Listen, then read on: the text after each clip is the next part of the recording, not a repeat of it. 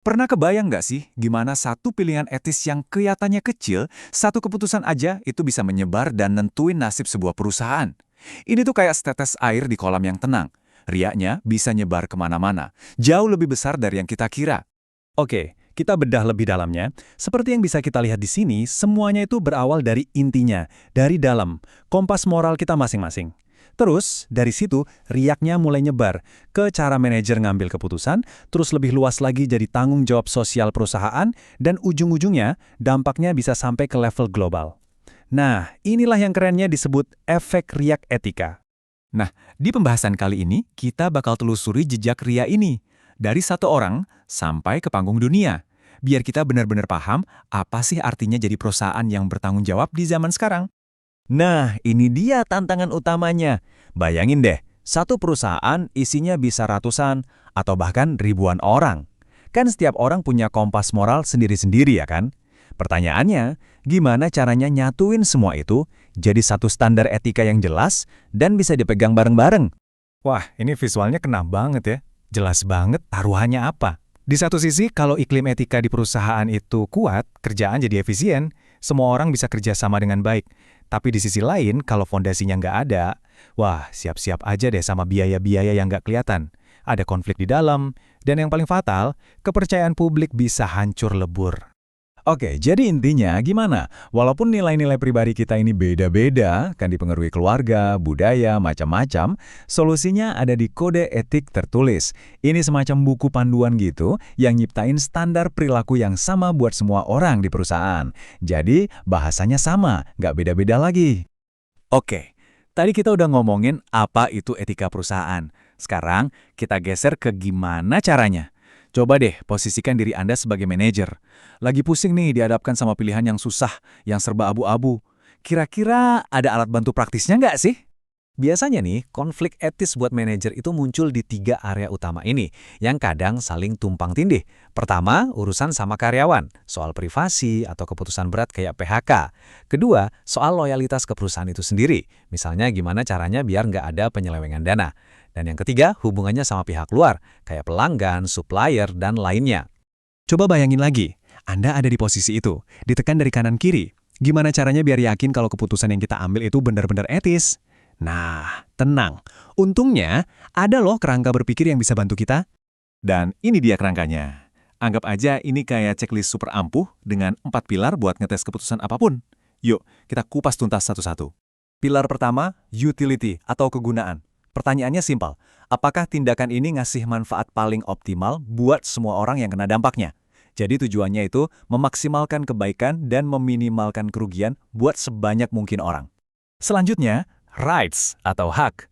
Nah, yang ini ibaratnya garis batas yang nggak bisa ditawar-tawar. Nggak peduli seberapa besar manfaatnya, kalau ada satu aja hak dasar orang yang dilanggar, misalnya hak untuk selamat atau bebas, keputusan itu otomatis gagal tes etika. Titik. Pilar ketiga, justice atau keadilan. Di sini kita harus nanya, apakah ini adil? Apakah keputusannya nggak berat sebelah? Apa keuntungan dan bebannya dibagi secara merata? Atau jangan-jangan ada yang dikorbankan secara nggak adil? Dan yang terakhir, pilar keempat, caring atau kepedulian. Ini soal hubungan antar manusia. Pertanyaannya, apakah tindakan ini nunjukin kalau kita peduli satu sama lain? Apakah ini ngebangun kepercayaan sama karyawan, pelanggan, masyarakat, atau malah ngehancurin? Oke, sekarang kita zoom out sedikit ya. Dari yang tadinya fokus ke keputusan manajer di dalam perusahaan, sekarang kita lihat gambaran besarnya, tanggung jawab perusahaan ke masyarakat luas. Nah, slide ini nunjukin pergeseran cara berpikir yang penting banget di dunia bisnis. Sekarang tuh udah nggak cukup ngomongin benar atau salah buat satu keputusan aja. Tapi kita harus lihat dampak total sebuah perusahaan ke semua aspek. Ekonomi, hukum, etika, bahkan sampai ke kegiatan sosialnya. Dari situ muncullah yang namanya model pemangku kepentingan atau stakeholder. Jadi gini, perusahaan zaman sekarang tuh tanggung jawabnya bukan cuma ke investor yang ngejar profit, tapi ada 5 kelompok kunci yang harus diperhatiin. Pelanggan, karyawan, investor itu sendiri, pemasok, dan tentu aja masyarakat sekitar tempat mereka beroperasi. Oke, teori udah cukup. Sekarang waktunya ujian praktek. Kita bakal lihat gimana semua konsep yang barusan kita bahas ini berjalan di dunia nyata, dalam sebuah skenario krisis yang taruhannya tinggi. Ini dia kasusnya. Ada perusahaan fiktif, kita sebut aja Trendy Corp. Perusahaan besar, multinasional. Biar untung gede, mereka pakai pabrik di negara berkembang. Masalahnya, investigasi nemuin ada pekerja anak di sana. Plus, mereka buang limbah kimia sembarangan. Secara hukum lokal yang longgar, mereka mungkin aman. Tapi sekarang mereka diancam boikot besar-besaran dari konsumen. Coba kita tes pakai 4 pilar tadi. Utility jelas gagal.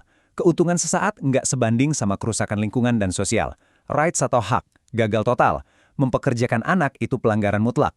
Justice atau keadilan, gagal. Mereka sengaja manfaatin hukum yang lemah. Caring atau kepedulian, wah ini sih gagalnya paling parah. Nggak ada peduli-pedulinya sama sekali. Hasilnya udah jelas kan? Terus, siapa yang akhirnya bayar harganya? Jangka pendek, mungkin pemegang saham dan konsumen senang dapat barang murah. Tapi kerugian jangka panjangnya jauh lebih mengerikan. Masyarakat lokal sumber airnya tercemar, pekerjanya dieksploitasi, dan yang paling penting, reputasi dan masa depan perusahaan itu sendiri yang jadi taruhannya. Hancur. Terus gimana cara benerinnya? Sebenarnya ada jalan keluarnya. Pertama, mereka harus audit semua rantai pasok mereka. Nggak boleh ada yang kelewat. Kedua, investasi di teknologi yang ramah lingkungan. Dan ketiga, ini yang paling krusial. Mereka harus jujur, transparan, dan bertanggung jawab penuh buat ngembaliin kepercayaan publik. Dan kita sampai di kesimpulan paling penting. Di zaman sekarang, ngejar untung tapi nginjek-injek etika dan tanggung jawab sosial itu bukan cuma salah. Tapi itu strategi bisnis yang bodoh, udah usang. Pertanyaannya sekarang bukan lagi, perlu nggak sih perusahaan beretika, tapi gimana caranya supaya etika itu jadi napas di setiap keputusan perusahaan? Karena cuma dengan cara itu mereka bisa bertahan dan bahkan berkembang di masa depan.